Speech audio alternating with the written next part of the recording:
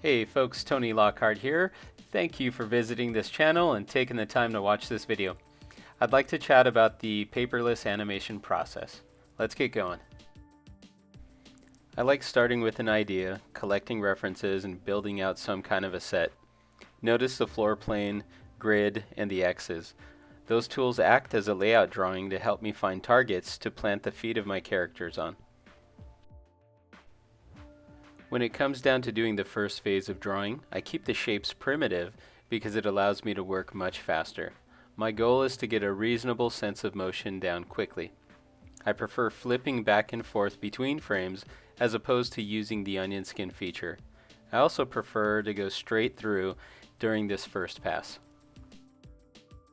After the first pass of drawing is done, I like to double the exposure and watch the animation a couple of times, just so I can see that it looks right.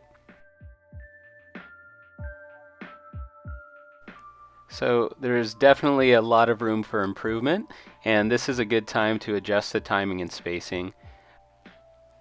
Here's a close-up of the timeline. On most occasions, I'll animate on 2s because it saves a lot of time, and I'll occasionally have a 3 or a 4 frame hold. However, the look and feel of fast action sometimes requires drawings on 1s. The best advice I can offer when trying to figure this out is to animate a lot, focusing on a variety of different types of action. It's all about the mileage. The next segment covers the tie-down phase. I'm happy with the movement of the character, so I can focus on volumes and the character design. This is primarily where I flip back and forth between drawings. I've found that it's really helpful to go and sketch out the shape of the cranium, and then I'll just go and copy and paste on every single one of the frames, and then I'll follow up by drawing the rest of the body. It's really helpful to me in order to establish some form of continuity as I start to sketch in the rest of the character and the character's anatomy. Let's slow down and watch in real time.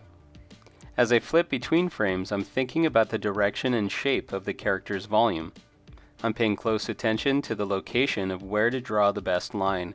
Sometimes I'll hover the cursor over an area with my stylus. My non-dominant hand is on the keyboard, clicking buttons as I move between frames. This allows me to gauge where I should make the next line. A similar approach to this method involves the onion skin tool. This allows you to see upcoming and previous drawings. During the rough or tie-down phase, I tend not to use the onion skin because flipping between frames helps me gauge movement and energy. That's not to say the onion skin can't do this well. It's just easier for me to see the action as I flip back and forth.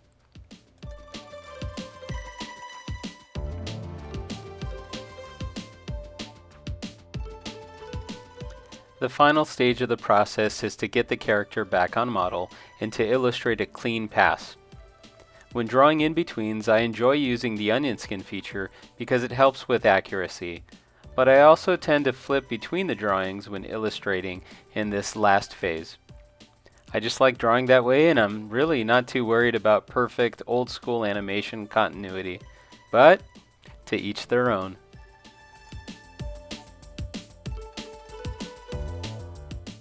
Let's go back and review the big ideas covered in this video. I like to start with a rough pass, animating straight through, and only drawing primitives. I'm not afraid to erase and to take time to get the movement just right. Next, the tie-down phase focuses on volumes, character design, and getting the anatomy right.